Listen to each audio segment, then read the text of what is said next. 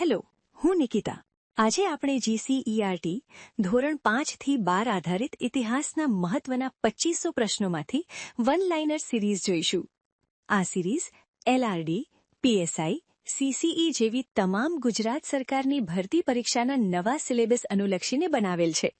તો ચેનલને ફટાફટ સબસ્ક્રાઇબ કરી લો અને બેલ બટન પર ક્લિક કરી લો, જેથી કરીને YouTube તો ખુશ થશે જ, પણ સાથે સાથે હું પણ ખુશ થઈશ.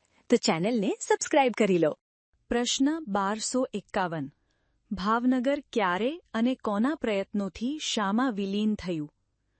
15 ફેબ્રુઆરી 1948માં સરદાર વલ્લભભાઈ પટેલના પ્રયત્નોથી સૌરાષ્ટ્રમાં વિલીન થયું. પ્રશ્ન 1252. 1947 પહેલા કયા દેશી રાજ્યોના શાસકોએ જોડાણપત્ર પર હસ્તાક્ષર કર્યા નહોતા?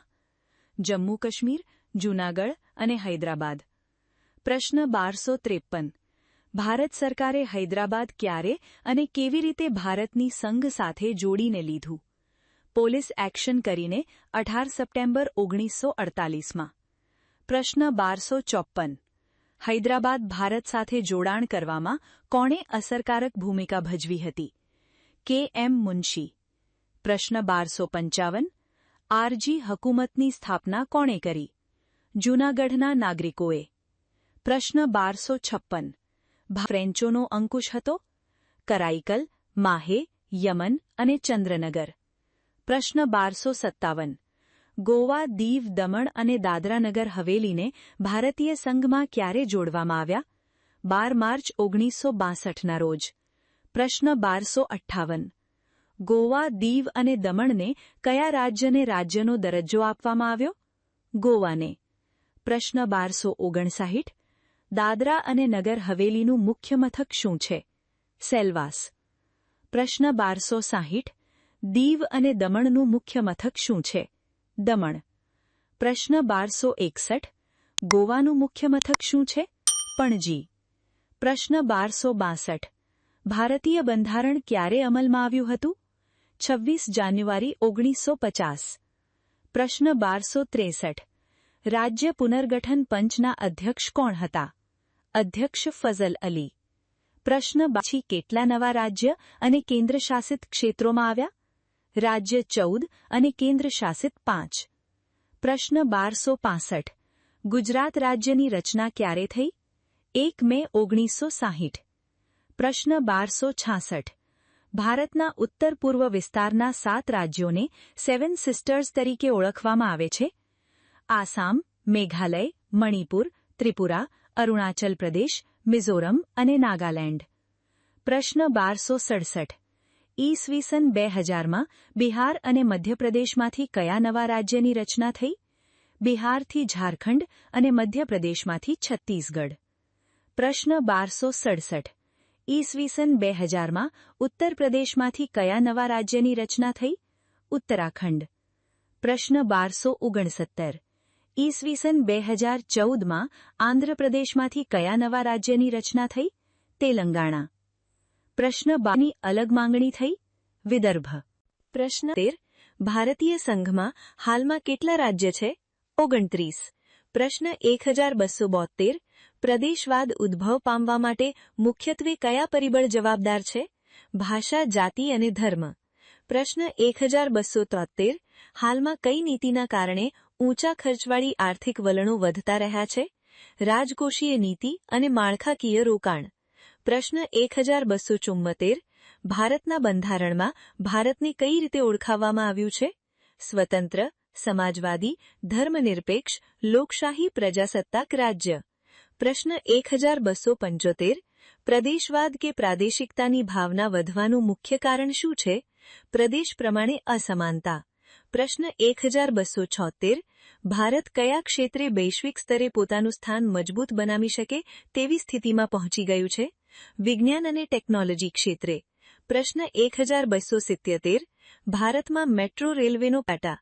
પ્રશ્ન 1278. ભારત કઈ જાતની ઊર્જા સ્ત્રોત ઉત્પાદક ક્ષેત્રે સ્વાવલંબન બન્યું છે? હરિત ક્રાંતિ. પ્રશ્ન 1279. ઊર્જાની માંગને પહોંચી વળવા માટે શું કરવામાં આવ્યું છે? અણુ ઊર્જા માટેના રિએક્ટરો બનાવવામાં આવ્યા. પ્રશ્ન 1280. સંસદમાં રાજ્ય પુનઃરચના પંચની ભલામણોને કોણે અને ક્યારે અમલમાં મૂકવામાં આવી? જવાહરલાલ નહેરુ દ્વારા ઈસવીસન 1953માં. પ્રશ્ન 1281. બ્રિટિશ પાર્લામેન્ટે હિન્દ સ્વાતંત્ર્ય ધારો ક્યારે પસાર કર્યો? જુલાઈ 1947માં. પ્રશ્ન 1282. ભારત સ્વતંત્ર થયું તે સમયે દેશમાં દેશી રાજ્યોની સંખ્યા કેટલી હતી? 562. પ્રશ્ન 1283. સરદાર વલ્લભભાઈએ પોતાના કયા સચિવની મદદથી જોડાણખત અને જૈસે કરારનો મુસદ્દો તૈયાર કર્યો હતો? વીપી મેનને. પ્રશ્ન એને વસ્તીમાં સૌથી મોટો ખંડ કયો છે? એશિયા. પ્રશ્ન 1285. ભારતનું ભૌગોલિક સ્થાન કયા મહત્વનું અને મહત્વપૂર્ણ છે? દક્ષિણ એશિયા. પ્રશ્ન 1286. કઈ સંસ્કૃતિના લોકો ભારતીય સંસ્કૃતિના ઇતિહાસ વિકાસમાં કયો ભાગ ભજવ્યો હતો? સિંધુ ઘાટી. પ્રશ્ન 1287. માનવ સમાજ અને પ્રાણી જગત વચ્ચે કઈ બાબતમાં તફાવત હોય છે તે? સંસ્કૃતિ. પ્રશ્ન 1288. માનવ સમાજની અદ્વિતીય લાક્ષણિકતા કઈ છે? સંસ્કૃતિ અને સભ્યતા. પ્રશ્ન 1289. શહેર એટલે શું?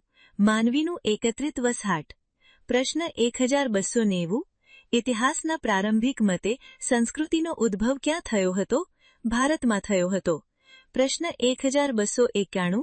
કોઈ પણ પ્રજાસમૂહોની આગવી બાબત કઈ છે? જીવનશૈલી. પ્રશ્ન 1292. ધર્મ, અર્થ, કામ અને મોક્ષ. પ્રશ્ન 1293. ભારતીય સંસ્કૃતિની વિશેષતા શું છે? તે સતત જીવંત રહેતી સંસ્કૃતિ. પ્રશ્ન 1294. ભારત અનેક વિચારધારાઓનું સંગમ સ્થળ. પ્રશ્ન 1295. ભારતીય પ્રજાએ કોના પ્રત્યે સમરસ ભાવ કેળવ્યો છે? સર્વ જીવો પ્રત્યે. પ્રશ્ન 1296. કયો પર્વત વર્ષોથી ભારતની પ્રજાના વારસાનો એક ભાગ છે? હિમાલય. પ્રશ્ન 1297. વિદેશીઓનું ભારતીયકરણ કરવામાં કયા પરિબળે મુખ્ય ભાગ ભજવ્યો હતો? ધર્મ. પ્રશ્ન 1298. પ્રાકૃતિક બાબતમાં કઈ બાબતનો સંવેશ થાય છે? નદીઓ અને વૃક્ષો. પ્રશ્ન 1299. સાંસ્કૃતિક વારસામાં કઈ બાબતનો સમાવેશ થાય છે? ઇમારતો અને શિલાલેખો. પ્રશ્ન 1000. તમને આમાંથી કેટલા પ્રશ્નો પહેલાથી આવડતા હતા? કોમેન્ટમાં લખો. અને જો તમને આવા પ્રશ્નો ઉપયોગી લાગે તો વિડીયોને લાઇક કરો અને ચેનલને સબસ્ક્રાઇબ